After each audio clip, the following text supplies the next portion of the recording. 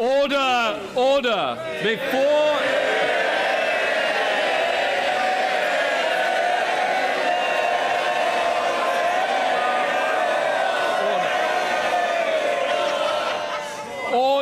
Order. Before I call the Chancellor of the Exchequer, I remind all honourable members that copies of the budget resolutions will be available to them in the vote office at the end of the Chancellor's speech. I also remind all honourable and right honourable members that it is the norm to not intervene on the Chancellor of the Exchequer or the Leader of the Opposition. I now call Mr Chancellor of the Exchequer, the Right Honourable George Osborne.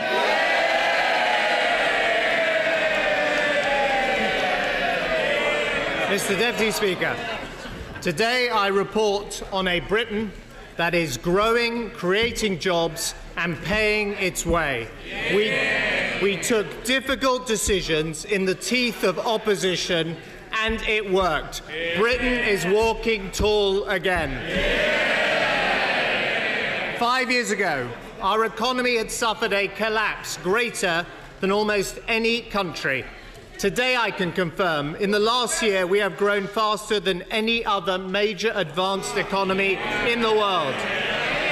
5 years ago, millions of people could not find work. Today I can report more people have jobs in Britain than ever before.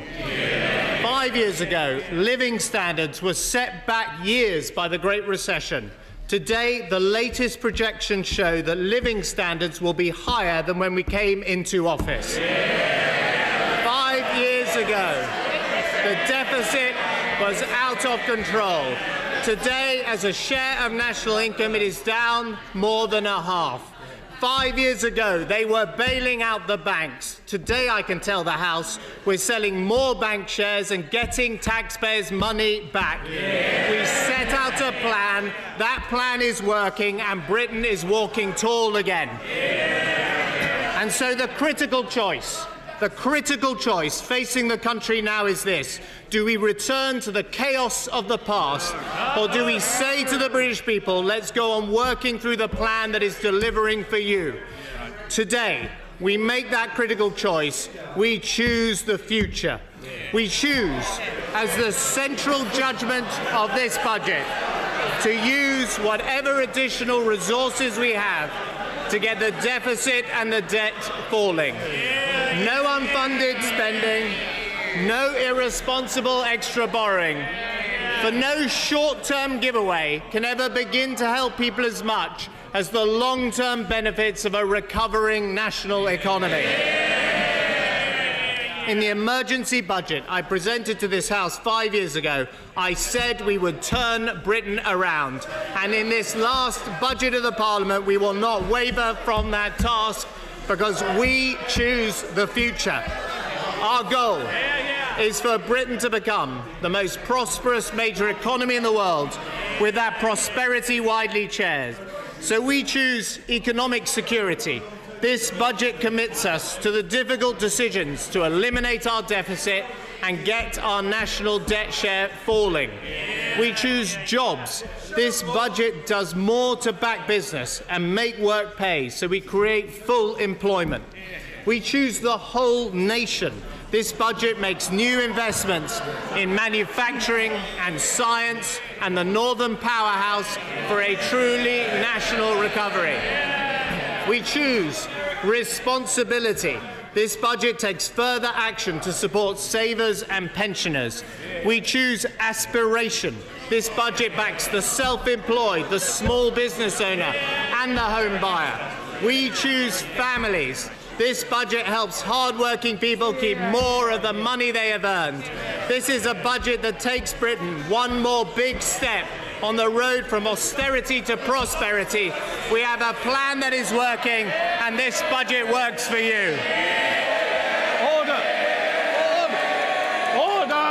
Order! Just 1 second. Just 1 second. I'm struggling to hear what the Chancellor of the Exchequer said, and I'm sure that all members in the House want to hear their Chancellor, but more importantly, so do our constituents. George Osborne. Mr Deputy Speaker, the British economy is fundamentally stronger than it was 5 years ago. And that is reflected in the latest forecast from the Office for Budget Responsibility. It seems remarkable that until this government came to office, our national forecasts were manipulated by chancellors to be fiddled and fixed in pre-election budgets. Today they are produced with independence and integrity by Robert Choate and his team, and I want to thank them for their work. The OBR confirmed today that at 2.6%, Britain grew faster than any other major advanced economy in the world last year. That is 50% faster than Germany, 3 times faster than the Eurozone, and 7 times faster than France. And there are some who advise us to abandon our plan and pursue the French approach. I prefer to follow the advice of the Secretary-General of the OECD, which he gave to us all last month. He said, Britain has a long-term economic plan and it needs to stick with it. A long-term economic plan. Now there's someone with a way with words. And we need to stick with that plan at a time when global economic risks are rising.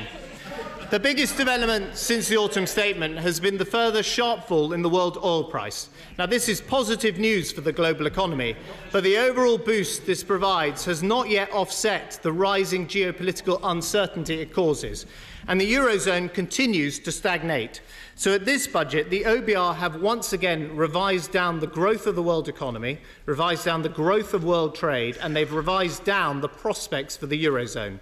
And they warn us that the current standoff with Greece could be very damaging to the British economy. I agree with that assessment. A disorderly Greek exit from the euro remains the greatest threat to Europe's economic stability. It would be a serious mistake to underestimate its impact on the UK, and we urge our Eurozone colleagues to reserve this growing crisis. The problems in Europe remind us why Britain needs to expand our links with the faster-growing parts of the world. We've made major progress in this Parliament. I can report that the trade deficit figures published last week are the best for 15 years. And we will do even more. So today I'm again increasing UKTI's resources to double the support for British exporters to China. We have also decided to become the first major Western nation to become a prospective founding member of the new Asian Infrastructure Investment Bank, because we think you should be present at the creation of these new international institutions. Mr. Deputy Speaker, you would expect weaker world growth, weaker world trade, and weaker European growth to lead to weaker growth here in the UK. However, the OBR haven't revised down Britain's economic forecasts, they have revised them up. A year ago, they forecast growth in 2015 at 2.3%. In the autumn statement, that was revised up to 2.4%. Today, I can confirm GDP growth this year is forecast to be higher still at 2.5%. It is also revised up next year to 2.3%, and that is where it remains for the following 2 years before reaching 2.4% in 2019. So the OBR report growth revised up, and their numbers confirm that growth is broadly based. For we are replacing the disastrous economic model we inherited. Between 1997 and 2010, investment accounted for less than 1/5 of Britain's economic growth. 4/5 came from debt-fueled household consumption. Meanwhile, manufacturing halved as a share of our national economy, and the gap between the north and the south grew ever larger. I can report that since 2010, business investment has grown 4 times faster than household consumption. Britain's manufacturing output has grown more than 4.5 times faster than it did in the entire decade before the crisis. And over the last year, the north grew faster than the south. We are seeing a truly national recovery. Mr. Deputy Speaker, let me turn now to the rest of the forecasts. This morning we saw the latest job numbers. It's a massive moment. Britain has the highest rate of employment in its history, a record number of people in work, more women in work than ever before, and the claimant count rate is at its lowest rate since 1975. For years, governments have talked about full employment. This government is moving towards achieving it. Unemployment today has fallen by another 100,000, and compared to the autumn statement, the OBR now expect unemployment this year to be even lower. It is set to fall to 5.3%, down almost a whole 3 percentage points from the rate we inherited from the last government. When we set out our plan, the Leader of the Opposition predicted that 1 million jobs would be lost. Instead, over 1.9 million new jobs have been gained. Because our long-term plan is based on the premise that if you provide economic stability, if you reform welfare and make work pay, and if you back business, then you will create jobs too. And today's figures show that under this government, 1,000 more jobs have been created every single day. The evidence is plain to see. Britain is working again. And Mr. Deputy Speaker, what about all those who say the jobs aren't real jobs, they're all part-time, they're all in London? Nonsense. How many of the jobs are full-time? 80%. How many of the jobs are in skilled occupations? 80%.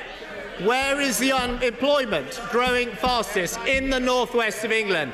Where is a job being created every 10 minutes? In the Midlands. And which county has created more jobs than the whole of France? The great county of Yorkshire.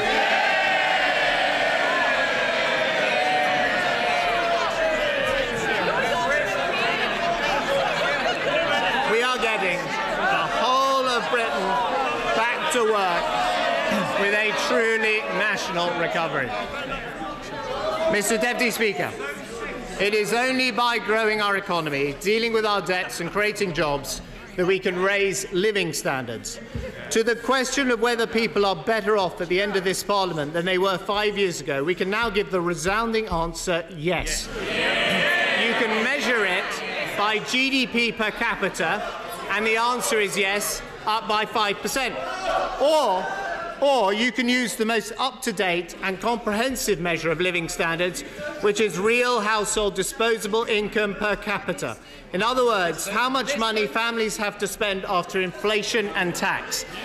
This is the living standards measure used by the Office for National Statistics and by the OECD. And on that measure, I can confirm, on the latest OBR data today, living standards will be higher in 2015 than in 2010.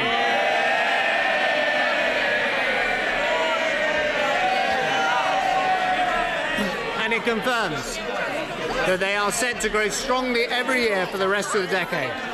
The British people, for years, paid the heavy price of the Great Recession. Now the facts today show households on average will be around £900 better off in 2015 than they were in 2010, and immeasurably more secure for living in a country whose economy is not in crisis anymore, but is instead growing and creating jobs. Mr. Deputy Speaker, because we have strong growth and a strong economy, we can also afford real increases in the national minimum wage. This week, we accept the recommendations of the Low Pay Commission that the national minimum wage should rise to £6.70 this autumn, on course for a minimum wage that, as the Prime Minister just said, will be over £8 by the end of the decade. And we've agreed the biggest increase ever in the apprentice rate. It's the oldest rule of economic policy. It's the lowest paid who suffer most when the economy fails, and it's the lowest paid who benefit when you turn that economy around. Mr. Deputy Speaker, household incomes also go further because we now have the lowest inflation on record. The OBR today revised down their forecast for inflation this year to just 0.2% and revised it down for the following 3 years. It is driven by falling world oil and food prices, not the kind of stagnation we've seen on the continent. But we will remain vigilant. I am today confirming that the remit for the Monetary Policy Committee for the coming year remains the 2% symmetric CPI inflation target. And I'm also confirming the remit for our new Financial Policy Committee too, so that this time we spot the financial risks in advance. The fall in food prices is good for families, but it reminds us of the challenge our farmers face from volatile markets. The National Farmers Union have long argued they should be allowed to average their incomes for tax purposes over 5 years. I agree, and in this budget we will make that change. We will also use this opportunity to lock in the historically low interest rates for the long term. I can tell the House that we will increase the number of long-dated gilts that we will sell. We will also redeem the last remaining undated British government bonds in circulation. We'll have paid off the debts incurred in the South Sea Bubble, the First World War, the debt issued by Henry Pelham, George Goshen and William Gladstone. The debt issued by Gordon Brown will take a little longer to pay off.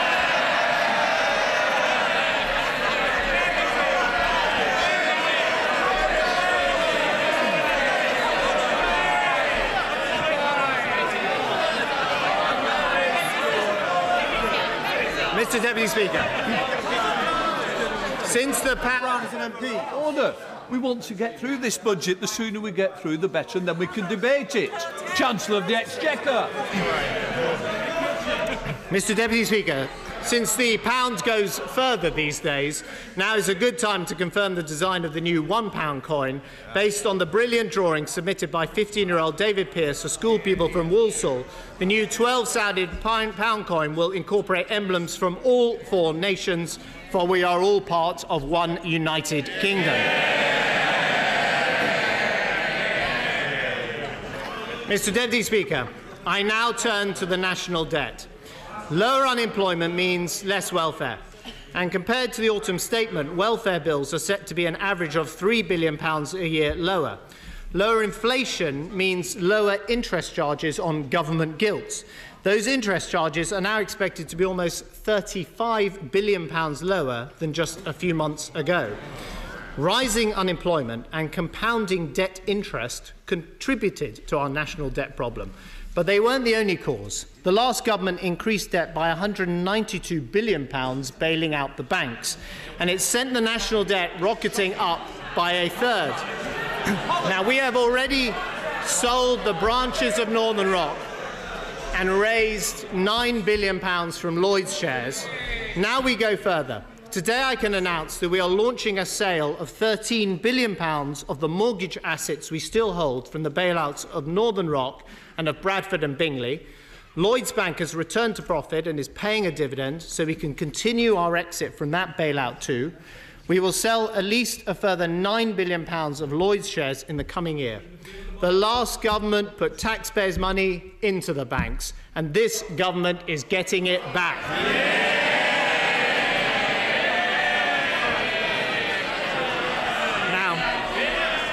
Mr. Deputy Speaker, the bank sales and the lower debt interest and the lower welfare bills presents us with a choice.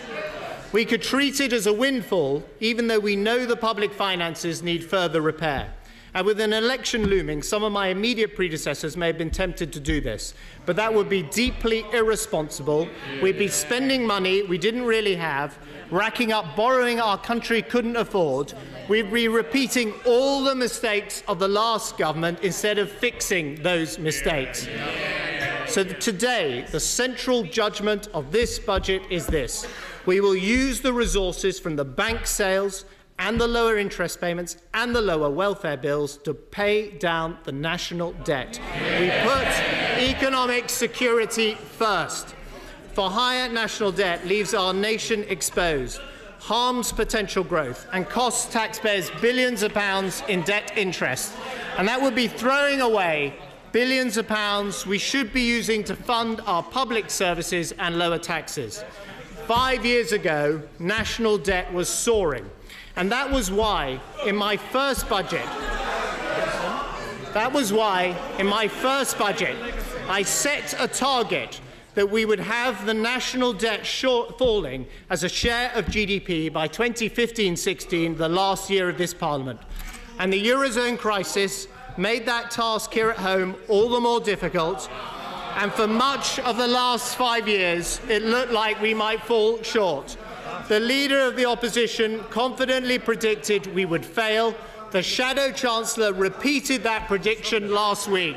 but I can announce this to the House. The hard work and sacrifice of the British people has paid off. The original debt target I set out in my first budget has been met.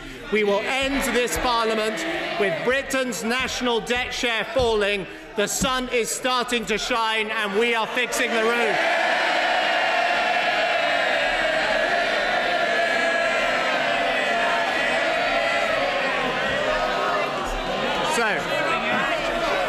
Mr. Deputy Speaker.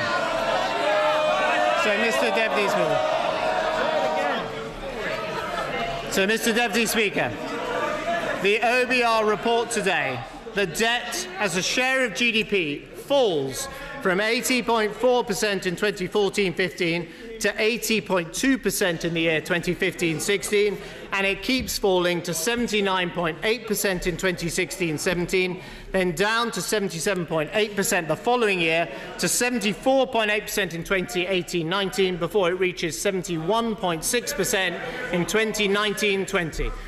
Mr. Deputy Speaker, national debt as a share of our national income has been increasing every single year since 2001.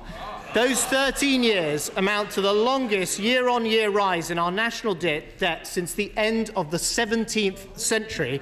Today, we bring that shameful record of irresponsibility to an end, and we make sure we pay down our national debt. And there's a consequence for our fiscal plans. Because the national debt share is falling a year earlier than forecast at the autumn statement, the squeeze on public spending ends a year earlier too. In the final year of this decade, 2019-20, public spending will grow in line with the growth of the economy. We can do that while still running a healthy surplus to bear down on our debt, a state neither smaller than we need nor bigger than we can afford. For those interested in the history of these things, that will mean state spending as a share of our national income the same size as Britain had in the year 2000. And that is the year before spending got out of control and the national debt started its inexorable rise. Now, Mr. Deputy Speaker, when we came to office, the deficit stood at more than 10% of our national income, one of the highest of any major advanced economies and the largest in our peacetime history. The IMF says we've achieved the largest, most sustained reduction in our structural deficit of any major economy.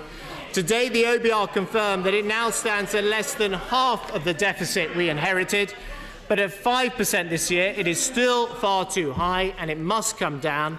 With our plan, it does. The deficit falls to 4% in 2015-16, then down to 2% the following year, and down again to 0.6% the year after that.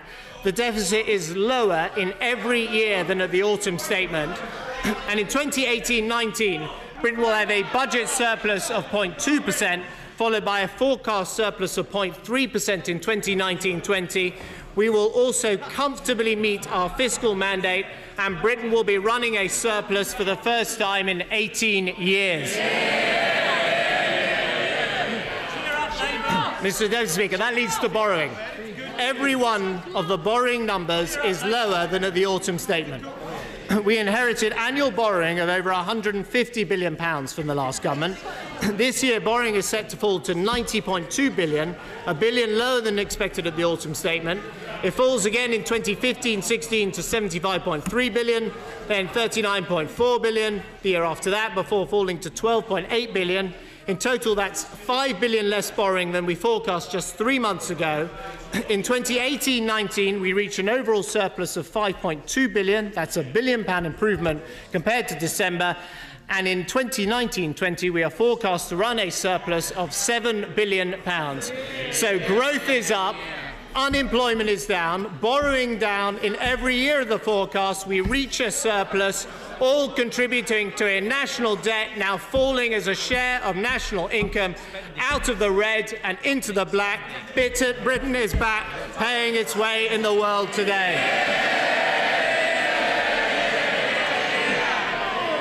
Mr. Deputy Speaker, lower borrowing and falling debt as a share of GDP will only continue with a credible plan to control public spending and welfare. As we end the Parliament, we can measure the scale of the achievement. The administrative costs of central government will be down by 40%. We have legislated for welfare savings of over £21 billion a year. And because savings have been driven by efficiency and reform, the quality of public services has not gone down, it has gone up. Satisfaction with the NHS is rising year on year. Crime is down 20%. 1 million more children attend good or outstanding schools.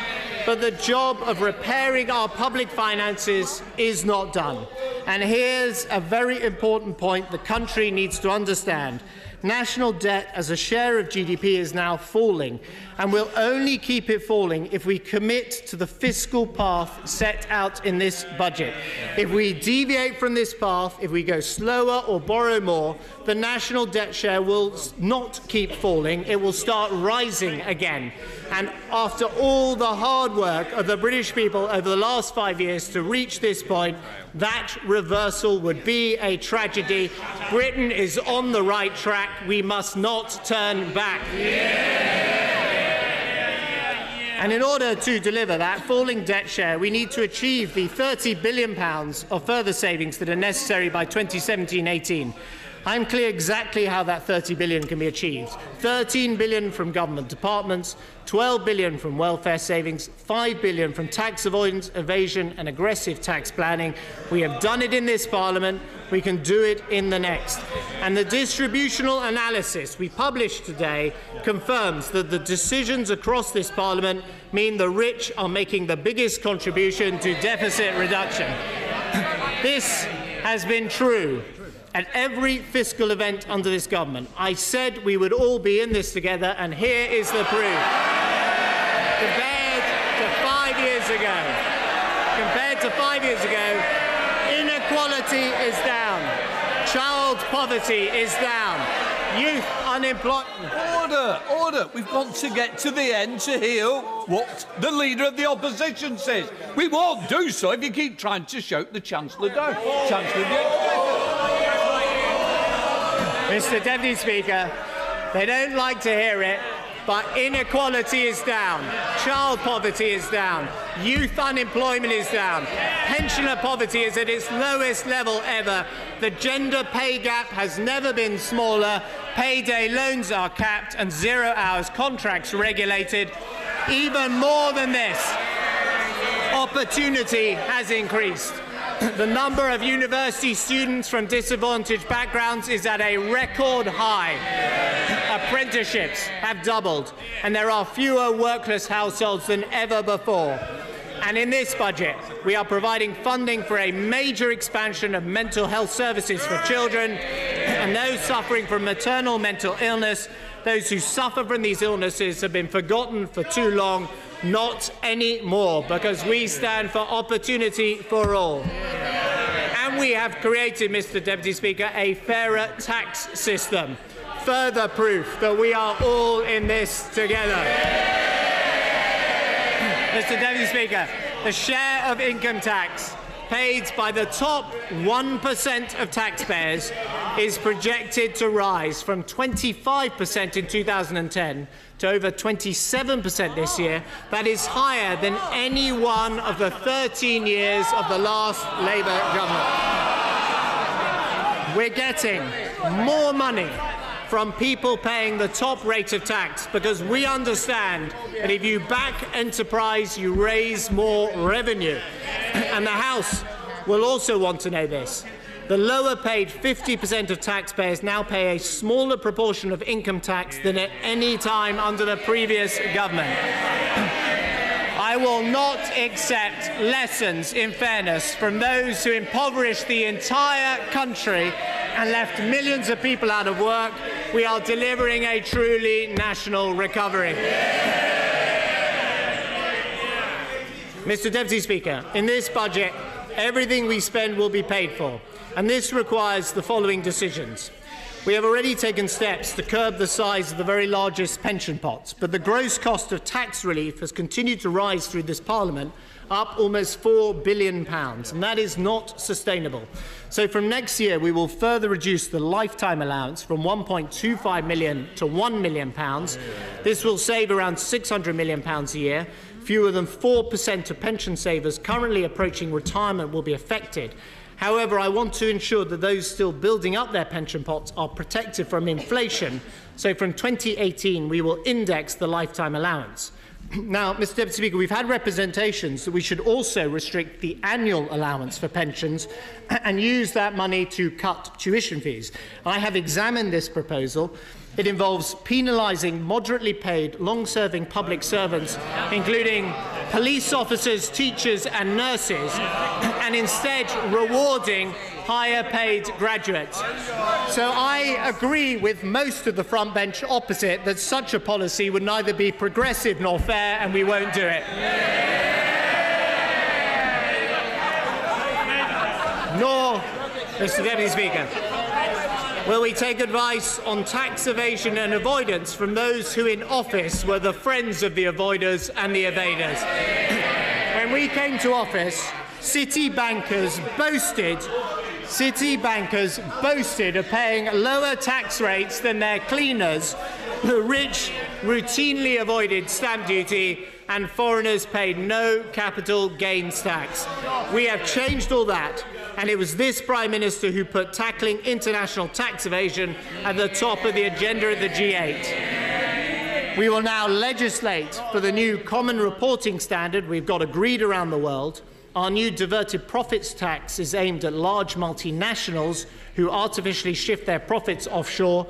I can confirm that we will legislate for it next week and bring it into effect at the start of next month. I am also today amending corporation tax rules to prevent contrived loss arrangements and will no longer allow businesses to take account of foreign branches when reclaiming VAT on overheads, making the system simpler and fairer. We will close loopholes to make sure entrepreneurs' relief is only available to those selling genuine stakes in businesses. We will issue more accelerated payments notices to those who hold out from paying the tax that is owed. And we will stop employment intermediaries exploiting the tax system to reduce their own costs by clamping down on the agencies and umbrella companies who abuse tax reliefs on travel and subsistence, while we will protect those genuinely self-employed. Taken together, all the new measures against tax avoidance and evasion will raise £3.1 billion over the forecast period. I can also tell the House that we will conduct a review on the avoidance of inheritance tax through use of deeds of variation. Mr. Deputy Speaker,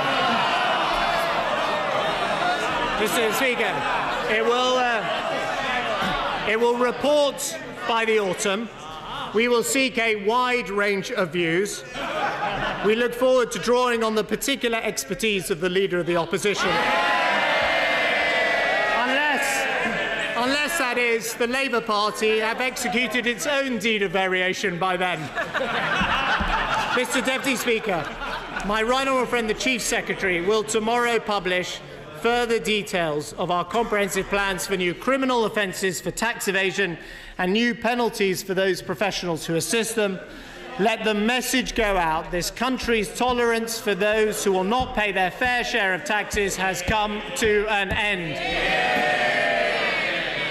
Mr. Deputy Speaker, because we seek a truly national recovery, today I also ask our banking sector to contribute more. Financial services are one of Britain's most important and successful industries, employing people in every corner of the country. We take steps to promote competition, back fintech and encourage new business like global reinsurance. But as our banking sector becomes more profitable again, I believe they can make a bigger contribution to the repair of our public finances. I am today raising the rate of the bank levy to 0.21%. This will raise an additional £900 million a year. We will also stop banks from deducting from corporation tax the compensation they make to customers for products that they have missold, like PPI. Taken together, these new banking taxes will raise £5.3 billion across the forecast. The banks got support going into the crisis. Now they must support the whole country as we recover from the crisis. Mr. Deputy Speaker, in each budget, we have used the LIBOR fines paid by those who demonstrated the very worst of values to support those who represent the very best of British values. Today I can announce a further £75 million of help. Last week's service of commemoration reminded us all of the debt we owe to those brave British servicemen and women who served in Afghanistan. We will provide funds to the regimental charities of every regiment that fought in that conflict, and we will contribute funding to the permanent memorial to those who died there and died in Iraq. And in the 75th anniversary of the Battle of Britain, we will help to renovate the RAF Museum at Hendon, the Stowe Marys Airfield and the Biggin Hill Chapel Memorial, so future generations are reminded of the sacrifice of our airmen in all conflicts. We will provide £25 million to help our eldest veterans, including nuclear test veterans, and I congratulate my honourable friend for Basildon and Billericay for his campaign on their behalf. Many members on this side have also written to me asking for support for their local air ambulances. We've backed these brilliant local charities in the past, and we do so again today, with funds for new helicopters for the Essex and Herts, East Anglian, Welsh and Scottish air ambulances, and for the Lucy air ambulance that transports children requiring urgent care. And I pay tribute to many honourable friends, including those from Norwich North and Castle Point, for their campaigns. Our blood bike charities, Mr. Deputy Speaker, our blood bike charities also do an incredible job. MPs from across the House have written to me about this campaign. We respond to it, and we are going to refund their VAT. We're also setting aside £1 million to help buy defibrillators for public places, including schools, and support training in their use to save more lives.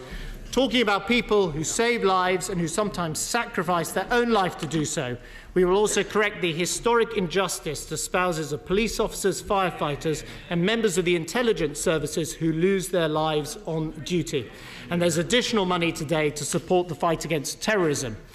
Mr. Deputy Speaker, the £15 million church roof fund I set aside at the autumn statement to support church roof appeals has been heavily oversubscribed, so today we are more than trebling it. Apparently we're not the only people who want to fix the roof when the sun is shining. And every weekend, Mr. Deputy Speaker, thousands of people go out and raise sums for their local charities across Britain through sponsored events and high street collections. I am significantly extending the scheme I introduced that allows charities to claim automatic gift aid on these donations, increasing it from the first £5,000 they raise to £8,000. And that will benefit over 6,500 small charities. And, Mr. Deputy Speaker, we could not let the 600th anniversary of Agincourt pass without commemoration. Now, the Battle of Agincourt is, of course, celebrated by Shakespeare as a victory secured by a band of brothers, which is sadly not an option available to the party opposite. But it is, Mr. Deputy Speaker, of course, when a strong leader defeated an ill-judged alliance between the champion of a united Europe and a renegade force of Scottish nationalists. So it is well worth spending £1 million to celebrate it. Mr. Deputy Speaker, our country does not rest on its past glories. Within just 15 years, we have the potential to overtake Germany and have the largest economy in Europe. 5 years ago, that would have seemed hopelessly unrealistic. Economic rescue was the limit of our horizons. Today, our goal is for Britain to become the most prosperous of any major economy in the world in the coming generation, and with that prosperity widely shared across the country. London is the global capital of the world, and we want it to grow stronger still. Today we confirm new investment in transport, regeneration from Brent Cross to Croydon, new powers for the Mayor over skills and planning, and new funding for the London Land Commission to help address the acute housing shortages in the capital. For we don't pull the rest of the country up by pulling London down. Instead, we will build on London's success by building the Northern Powerhouse. Now, working across party lines and in partnership with the councils of the North, We are this week publishing a comprehensive transport strategy for the North. We are funding the Health North initiative from the great teaching hospitals and universities there. We are promoting industries from chemicals in the North East to tech in the North West. And I can today confirm agreement with the West Yorkshire Combined Authority for a new city deal. Our agreement with Greater Manchester on an elected mayor is the most exciting development in civic leadership for a generation. With the devolution of power over skills, transport and now health budgets, I can announce today that we have reached provisional agreement to allow Greater Manchester to keep 100% of the additional growth in local business rates as we build up the Northern powerhouse. For where cities grow their economies through local initiatives, let me be clear, we will support and reward them. We are also going to offer the same 100% business rate deal to Cambridge and the surrounding councils, and my door is open to other areas that want to proceed as well. For our ambition for a truly national recovery is not limited to building a northern powerhouse. We back in full the long-term economic plans we have for every region. The Midlands is an engine of manufacturing growth, so we are today giving the go-ahead to the £60 million investment in the new Energy Research Accelerator that they have sought, and confirming the new National Energy Catapult will be in Birmingham. And we're going to back our brilliant automotive industry by investing £100 million to stay ahead in the race to driverless technology. And to encourage a new generation of low-emission vehicles, we will increase their company car tax more slowly than previously planned, while increasing other rates by 3% in 2019-20. We're also connecting up the South West with over £7 billion of transport investment, better roads, support for air links, and I can confirm today a new rail franchise which will bring new intercity express trains and greatly improved rail services to the South West. We are confirming the introduction of the first 20 housing zones that will keep Britain building, along with the extension of 8 enterprise zones across Britain, with new zones in Plymouth and in Blackpool too, and I congratulate my honourable friends from those areas for their campaigns. We're giving more power to Wales. We're working on a Cardiff City deal, and we're opening negotiations on the Swansea Bay Tidal Lagoon. Now, Mr Deputy Speaker, the 7 crossings are a vital link for Wales. I can tell the House we will reduce the toll rates from 2018 and abolish the higher band for small vans and buses. It's a boost, Mr Deputy Speaker, for the drivers of white vans, and let me reassure the Deputy Leader of the Labour Party it will apply to pink vans too. The legislation devolving corporation tax to Northern Ireland passed the House of Lords yesterday. We now urge all parties to commit to the Stormont House Agreement, of which it is part. In Scotland, we will continue working on the historic devolution agreement, implementing the Glasgow City deal and opening negotiations on new city deals for Aberdeen and, of course, for Inverness. And while the falling oil price, Mr Deputy Speaker, is good news for families across the country, it brings with it challenges for hundreds of thousands whose jobs depend on the North Sea.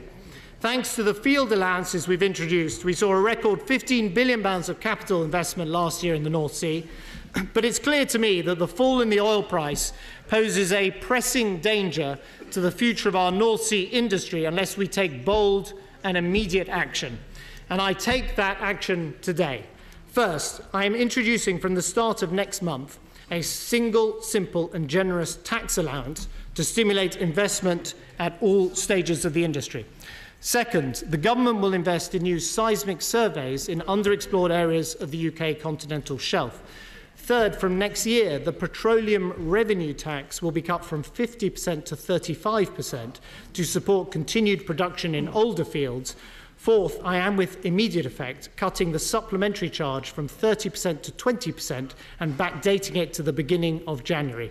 It amounts to £1.3 billion of support for that vital industry in the North Sea.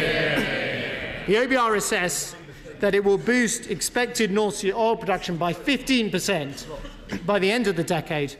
Now, Mr Deputy Speaker, it goes without saying that an independent Scotland would never have been able to afford such a package of support. But it is one of the great strengths of our 300-old union that just as we pool our resources, so we share our challenges and find solutions together, for we are one united kingdom. Mr. Deputy Speaker, we back oil and gas, and we back our heavy industry too, like steel and paper mills. I've listened to the engineering employers, and I will bring forward to this autumn part of our compensation for energy-intensive plants. But since we aim to be the most prosperous major economy in the coming generation, then we must support the latest insurgent industries too. So we take steps to put Britain at the forefront of the online sharing economy, and our creative industries are already a huge contributor to the British economy. We back them again today. We make our TV and film tax credits more generous. We expand our support for the video games industry, and we launch our new tax credit for orchestras. Britain is a cultural centre of the world, and with these tax changes, I'm determined we will stay that way. And in the week after Cheltenham, we support the British racing industry by introducing a new horse race betting right. And Mr. Deputy Speaker, local newspapers are a vital part of community life, but they have had a very tough time in recent years. Today we announce a consultation on how we can provide them too with tax support. Future economic success depends on future scientific success. So we'll add to the financial support I announced in the autumn statement for postgraduates, with new support for PhDs and research-based master's degrees. We're also committing almost £140 million to world-class research across the UK into the infrastructure and cities of the future. And I can announce today that our national research institutes get new budget freedoms.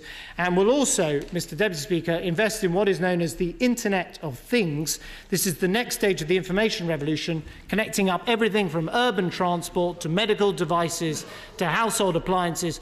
So should, to use a completely ridiculous example, someone have two kitchens, they'll be able to control both fridges from the same mobile phone.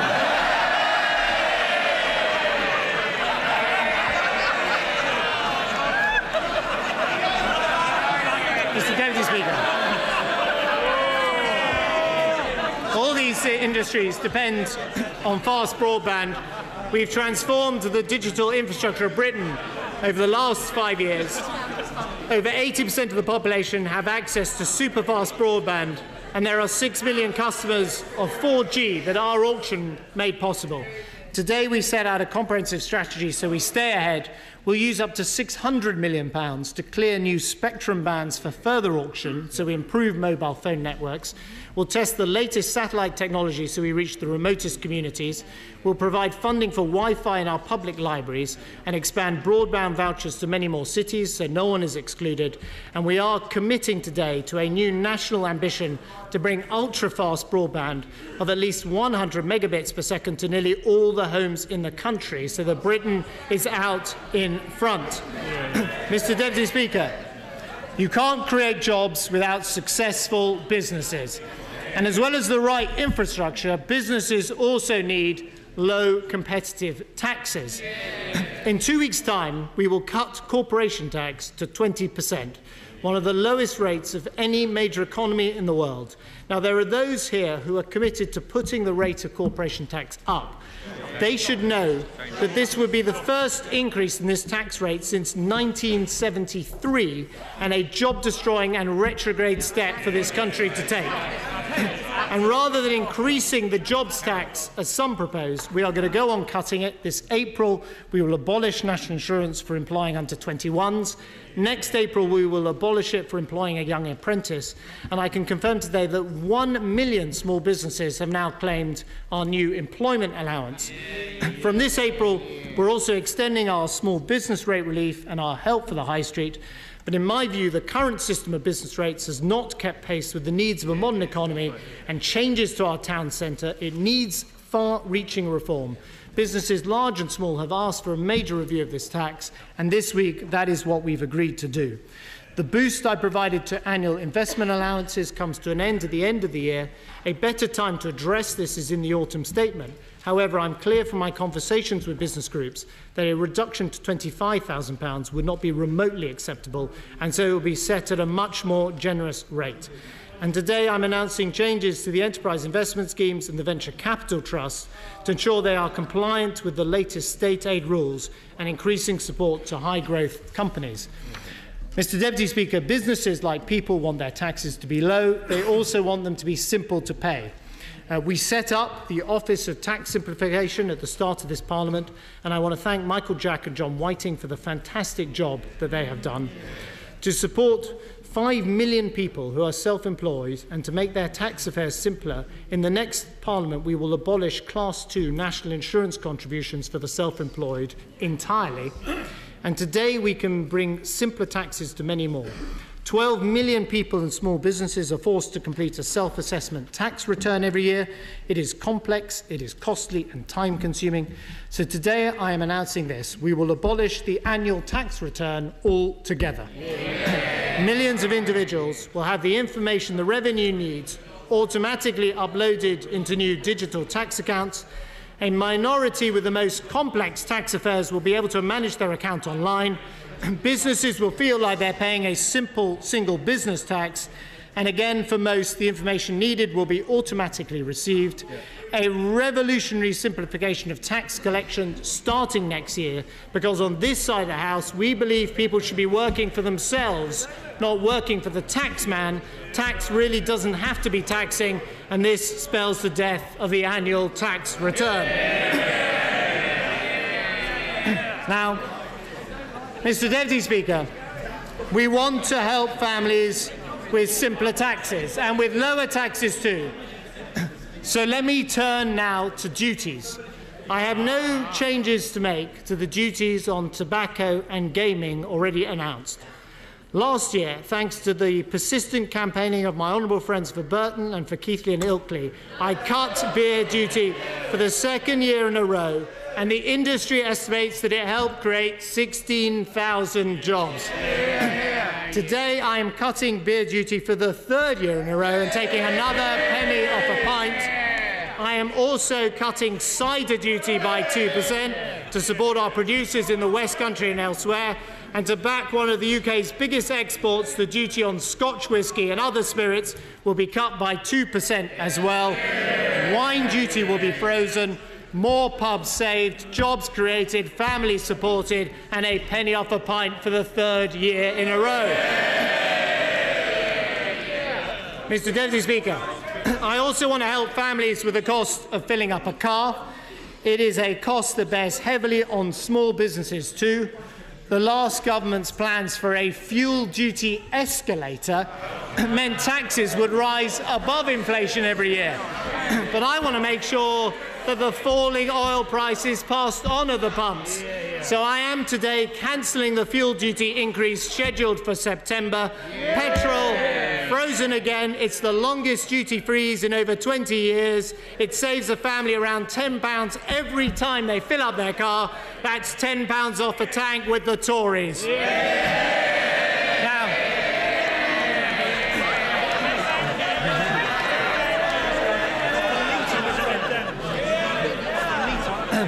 Now, Mr. Deputy Speaker, we believe that work should pay and families should keep more of the money they earn. When we came to office, the personal tax-free allowance stood at just £6,500. We set ourselves the goal, even in difficult times, of raising that allowance to £10,000 by the end of the Parliament. And we have more than delivered on that promise. In 2 weeks' time, it will reach £10,600, and that is a huge boost to the incomes of working people, and one of the reasons we have a record number of people in work. Today, I can announce that we go further. The personal tax-free allowance will rise to £10,800 next year, and then to £11,000 the year after. That's £11,000 you can earn before paying any income tax at all. It means the typical working taxpayer will be over £900 a year better off. It's a tax cut for 27 million people. And it means we've taken almost 4 million of the lowest paid out of income tax altogether. And because we pass on the full gains of this policy, I can make this announcement today. For the first time in 7 years, the threshold at which people pay the higher rate will rise not just with inflation, but above inflation. It will rise from $42,385 this year to $43,300 by 2017-18. So an £11,000 personal allowance, an above-inflation increase in the higher rate, delivered by a coalition government and a Conservative Chancellor, a down payment on our commitment to raise the personal allowance to £12,500, raise the higher rate threshold to £50,000, an economic plan that is working for you. And in this budget, the rate of the new transferable tax allowance for married couples will rise to £1,100 too. That's the allowance coming in just 2 weeks' time to help over 4 million couples, help that they would take away, but we on this side are proud to provide. Mr. Deputy Speaker, this budget takes another step to move Britain from a country built on debt to a country built on savings and investment. Last year, I unlocked pensions with freedom for millions of savers, but there is more to do to create a savings culture. Today, I announce 4 major new steps in our saving revolution. They are based on the principles that cutting taxes increases the return on savings and that people should have freedom to choose how they use their own savings. So first, we will give 5 million pensioners access to their annuity. For many, an annuity is the right product, but for some it makes sense to access their annuity now, so we're changing the law to make that possible. From next year, the punitive tax charge of at least 55% will be abolished. Tax will be applied only at the marginal rate, and we'll consult to ensure pensioners get the right guidance and advice, so freedom for 5 million people with an annuity. Second, we will introduce a radically more flexible ISA. In 2 weeks' time, the changes I've already made mean that people will be able to put £15,240 into an ISA. But if you take that money out, you lose your tax-free entitlement, and so you can't put it back in. This restricts what people can do with their own savings, but I believe people should be trusted with their own hard-earned money. With the fully flexible ISA, people will have complete freedom to take money out and put it back in later in the year without losing any of their tax-free entitlement. It will be available from this autumn, and we'll also expand the range of investments that are eligible. Third, we're going to take 2 of our most successful policies and combine them to create a brand new Help to Buy ISA. And we do it to tackle 2 of the biggest challenges facing first-time buyers: the low interest rates when you build up your savings and the high deposits required by the banks. The Help to Buy ISA for first-time buyers works like this. For every £200 you save for your deposit, the government will top it up with £50 more. It's as simple as this. We'll work hand in hand to help you buy your first home. This is a budget that works for you. A 10% deposit on the average first home costs £15,000. So if you put in up to £12,000, we'll put in £3,000 more. A 25% top-up is equivalent to saving for a deposit from your pre-tax income. It's effectively a tax cut for first-time buyers, and we'll work with industry so it's ready for this autumn, and we'll make sure you can start saving for it right now. So, Mr. Deputy Speaker, access for pensioners to their annuities, a new flexible ISA, backing home ownership with a first-time buyer bonus, and one other reform. Today, I introduce a new personal savings allowance that will take 95% of taxpayers out of savings tax altogether. From April next year, the first £1,000 of the interest you earn on all of your savings will be completely tax-free. To ensure higher-rate taxpayers enjoy the same benefits but no more, their allowance will be set at £500. People have already paid tax once on their money when they earned it. They shouldn't have to pay tax a second time when they save it. With our new personal savings allowance, 17 million people will see the tax on their savings not just cut, but abolished altogether. An entire system of tax collection can be scrapped. At a stroke, we create tax-free banking for almost the entire population, and we build the economy on savings and not on debt. Mr. Deputy Speaker, 5 years ago I had to present to this House an emergency budget. Today I present the budget of an economy stronger in every way from the one we inherited. The budget of an economy taking another big step from austerity to prosperity. We cut the deficit and confidence is returning. We limited spending, made work pay, backed business and growth is returning.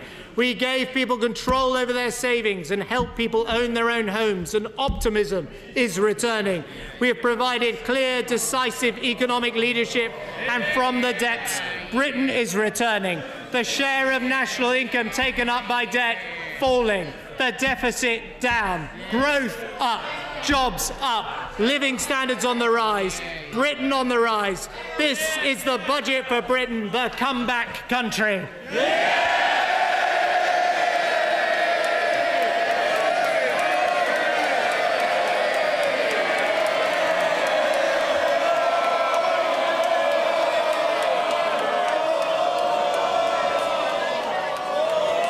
It might help if I put the question, or else there will be no budget. Under the Standing Order number 51, the first motion entitled Provisional Collection of Taxes must be decided without debate. Will the Chancellor of the Exchequer please move formally? To move. The question is that pursuant to Section 5 of the Provisional Collection of Taxes Act 1968, provisional statutory effect shall be given to the following motions. Alcoholic liquor duties rates motion number 27. Tobacco products duty rates motion number 28. As many of that opinion say aye. Aye. Of the contrary, no. The ayes have it. The ayes have it.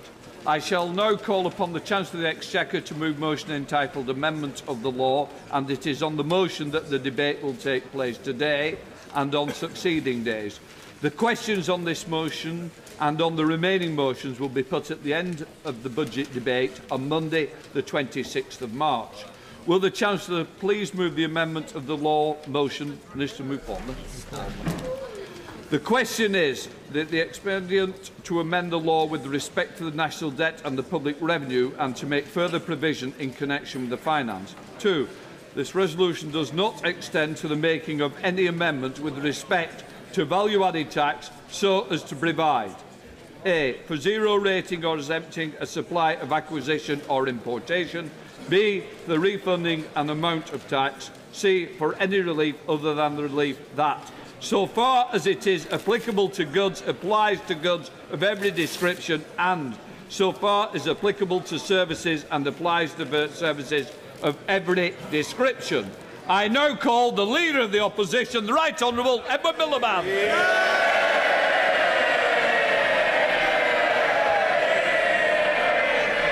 Mr. Deputy Speaker, never has the gap between the Chancellor's rhetoric and the reality of people's lives been greater than it was today.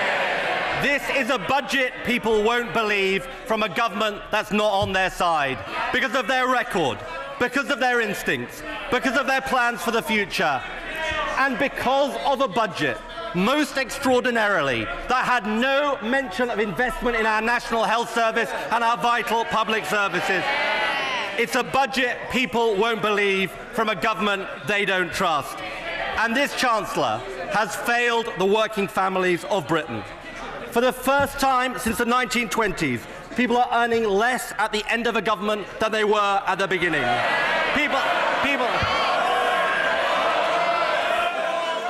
Order.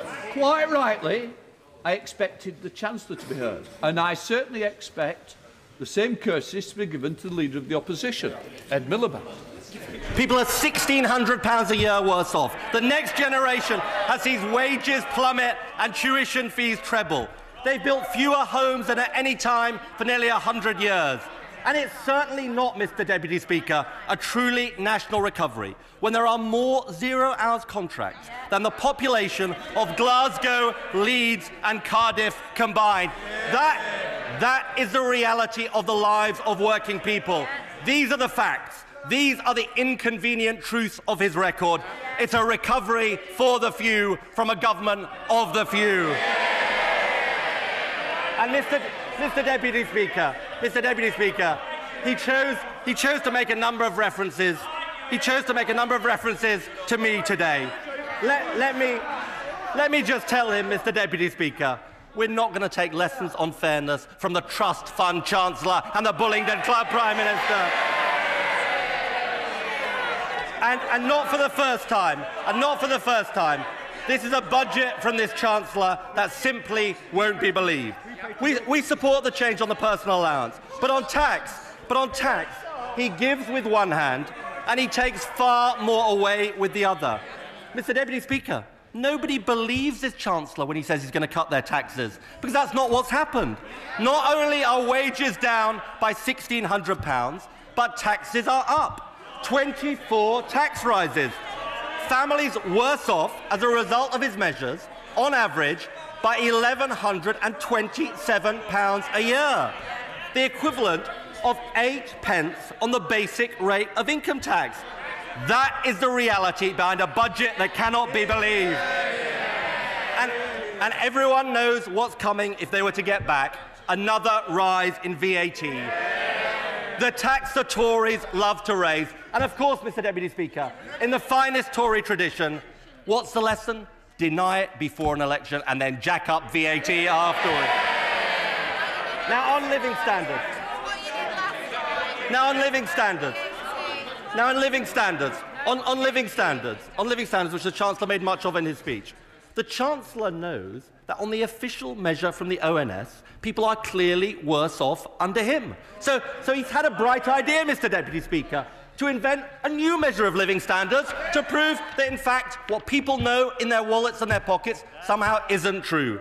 But, Mr. Deputy Speaker, people don't need a new measure which pretends they're better off. They need a new government to make them better off. That's the reality behind a budget that can't be believed. Now, what about low pay? Again, he talked about it in his speech, Mr. Deputy Speaker.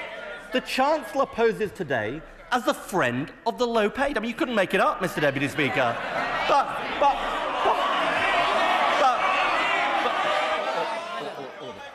There's a little too much noise coming in the back row. Mr. Shelbrooke, just because you move positions doesn't mean to say I do not see you. The last thing I need from you is to explode. It will neither be good for you nor the chamber. Miliband. I'm bound to ask, Mr. Deputy Speaker, whatever did happen to the promise of a £7 minimum wage this year? But the Chancellor made much of it 18 months ago. He was going to have a £7 minimum wage, and he has broken that promise. And the idea of this Chancellor of the Exchequer boasting about a 20p rise in the minimum wage, expecting low-paid workers to be grateful, that is the reality behind a budget that cannot be believed. And of course, Mr. Deputy Speaker, he doesn't just now claim to be a friend of the low-paid. He claims to be a friend of the North.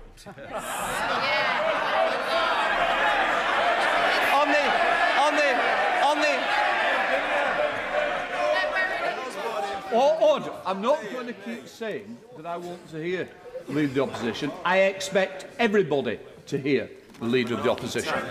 Now, on the specifics, we're pleased he's adopted our policy of 100% business rates, councils being able to keep it. But I've got to ask, why doesn't he do it for every council right across the country? Why is he just doing one? And let's talk about... Oh, he's done two, says the Chief Secretary, helpfully there. I mean, isn't it great? Isn't it great? The Liberal Democrats locked in the boot of the Conservative Party.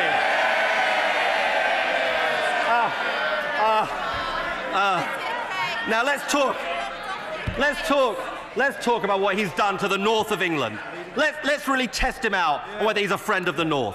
75% bigger cuts to local government budgets in the north than the rest of the country. In the northwest, 400,000 working families have seen their tax credits cut. That's more than any other region. In the northeast, he's spending £1 on transport for every £25 he spends in London. Now he spent time in his speech praising northern councils. Well, let's see what the northern councils have to say about him. Because he talked about Leeds. This is what the leader of Leeds has said. The Chancellor... Labour, yeah, but he was praising them in his statement. Let's see what they have to say. He says, the Chancellor fails to deliver the devolution we need. This government is no friend of the North. Now, Mr. Deputy Speaker, for the interest. Order. Seriously, it's getting out of hand. It doesn't. Just a moment. Just a moment. You can shout all day. I've already looked at Mr. Hands. He may hide behind Sir Tony, but we all know where he is. His voice may carry, but I know where he's sat. So much as Sir Tony may move, I recognise it. So I don't need any more help. All I will say to the government benches is, let us listen, let's get to the end. Because as I said earlier, we have our constituents who wants to hear what both sides wish to say. Ed Miliband. And this, Mr. Deputy Speaker, is what Joe Anderson, the Mayor of Liverpool, said. The Chancellor has bludgeoned Liverpool. We've had 58% of our funding taken away. Even Dick Turpin had the decency to wear a mask when he robbed people. That's what he thinks of the Chancellor. Now they say, why don't I quote Conservative leaders? Well, Mr. Deputy Speaker, for the interest of balance, I would have liked to quote a Conservative leader of a northern city, but there aren't any. And with these two in charge, there never will be. Now, on tax avoidance, the gap, he talked about tax avoidance in his statement, but the gap between what is owed and what is collected is up, not down. And no wonder. He hasn't acted on tax havens, despite the Prime Minister's promises. He didn't act on HSBC. In fact, he appointed the chairman as a minister. And what about hedge funds, Mr. Deputy Speaker? Strangely absent from the Chancellor's statement. Where was the action on stamp duty avoidance? It's costing well over £1 billion a year. Of course, they can't act on hedge funds because they bankroll the Tory party. He can't act because they own him lock, stock and barrel. And the Conservative Party is now just the political wing of the tax avoidance industry. But of course, Mr. Deputy Speaker, the biggest sleight of hand of all, is on the deficit. Because I think the Chancellor was doing a bit of rewriting of history today. 5 years ago, what did the Prime Minister say? He said, we will balance the books in 5 years. No ifs, no buts, no maybes, just like the immigration pledge. Now today the Chancellor comes along to boast that he's halved the deficit. But that's not what the Prime Minister used to say about halving the deficit. He said it would be completely inadequate. So let me get this straight, Mr. Deputy Speaker. It's gone from completely inadequate to a great triumph. I don't think that's going to wash with people, Mr. Deputy Speaker. The only thing long-term about his plan is it will take nearly twice as long to balance the books. And it can't be believed, Mr. Deputy Speaker. Mr. Ellis, I've said earlier, please, a little more control. Ed Miliband. And it can't be believed, Mr. Deputy Speaker, because we've heard it all before. 5 years of promising a recovery for all, 5 years of delivering a recovery for the few. And now he asks us to believe it all over again. And of course, the most unbelievable thing of all is their claim we're all in it together. They say yes to the bedroom tax, no to the mansion tax. Food banks on the rise, bank bonuses in their billions. Taxes up for working families, taxes cut for millionaires. The best thing you can say about the Chancellor and the Prime Minister is that when the removal vans turn up, they will be in it together. And his failure, and Mr. Deputy Speaker, his failure on living standards, on tax, on the deficit, are actually all linked. It's because our economy is too unproductive, too unbalanced, and too insecure. There are some things that he didn't mention in his statement today. Our productivity gap with the rest of the G7 is now the worst for a quarter of a century, on his watch. He talked again today about the rebalancing, but the rebalancing he promised hasn't happened. The Chancellor's target for exports is set to be missed by over £300 billion. And on this budget's figures, he's actually overseen the slowest recovery for 100 years. That is the reality behind the budget that cannot be believed. And for all of the window dressing today, they can't tackle insecurity at work because they think that's how we compete. They can't make work pay because they believe low pay is the way that we succeed. And they can't build an economy for working families because they think wealth flows from the top. Mr. Deputy Speaker, not for the first time, the chairman of the Conservative Party perfectly summed up Tory philosophy in his celebrated handbook, Stinking Rich 3. Mr. Deputy Speaker, I'm not sure what happened to Stinking Rich 1 and 2.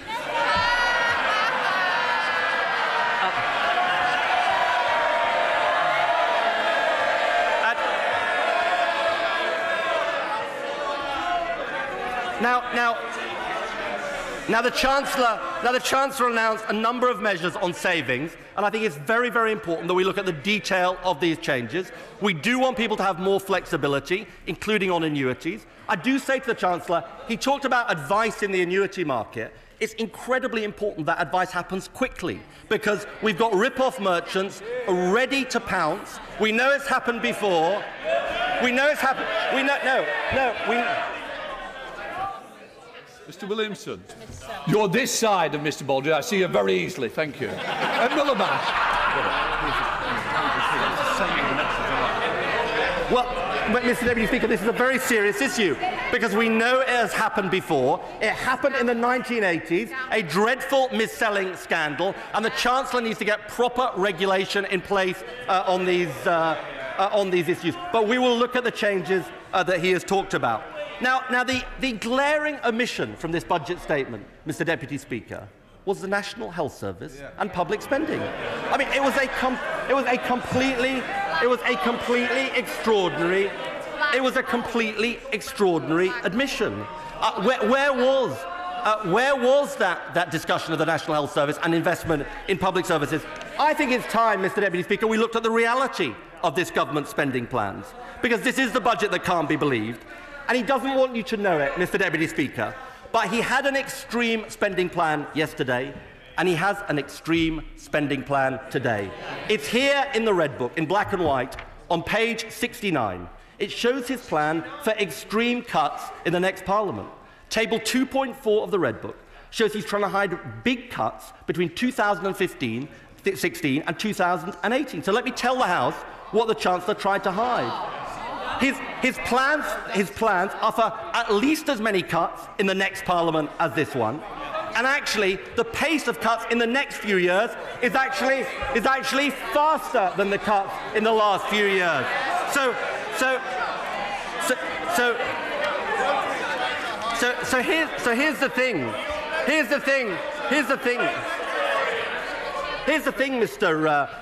Mr. Deputy Speaker, and I think it's very important the country knows this. He came along today to try and suggest that the pain was over. But if they get back, it isn't. Their failure on the deficit means they are planning massive cuts in the next Parliament, billions of pounds of cuts in the next Parliament. And you might ask, Mr. Deputy Speaker, what's the evidence for it? There's a lot of evidence. Let's start with what the Prime Minister said in his education speech. The Prime Minister came along in his education speech and he said they were going to cut the early years, they were going to cut schools, they were going to cut colleges, cuts in education spending. Mr. Deputy Speaker, shortchanging education today means we cannot build a recovery for all tomorrow. And it's most worrying of all on the National Health Service. Because, you see, because of these huge cuts that they've announced, and all of the members opposite will have to go and justify this to their constituents, or because of the massive cuts they've announced, it means there'll be colossal cuts planned, and I emphasise planned, in defence, in policing, in local government. But they won't be able to deliver those cuts, so they'll end up cutting the National Health Service. That is the secret plan that dare not speak its name today. And he didn't tell us. You can tell they're really worried about it, Mr. Deputy Speaker. They're worried about it. And the Chancellor didn't tell us that his plans also continue massive cuts to social care. Yes.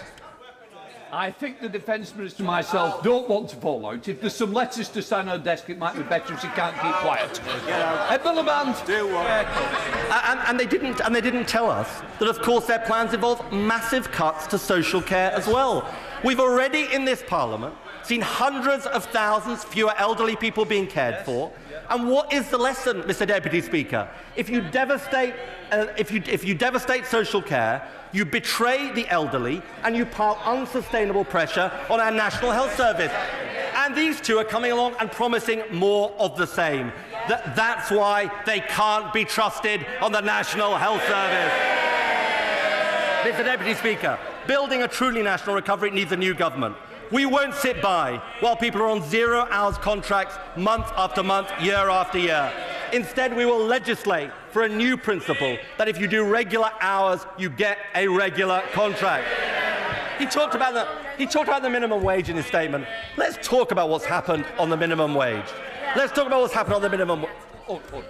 Mr. Williamson, be helpful to the Chamber, or I will be unhelpful to you, and I don't want to get to that stage. Right, Honourable Miliband. The minimum wage has gone up by just 70 pence in this Parliament. A Labour government will raise it by more than double that to a minimum wage of more than £8 an hour. And we will have a real industrial policy. The Chancellor has been a particularly malign influence in this government on climate change, because the Prime Minister used to claim that he believed in climate change. I mean, it is extraordinary, I have to say, Mr. Deputy Speaker, even by his standards, to put a wind turbine on your roof and then want a moratorium on wind turbines. I know he's a stranger to consistency, but even by his standards, that's going some.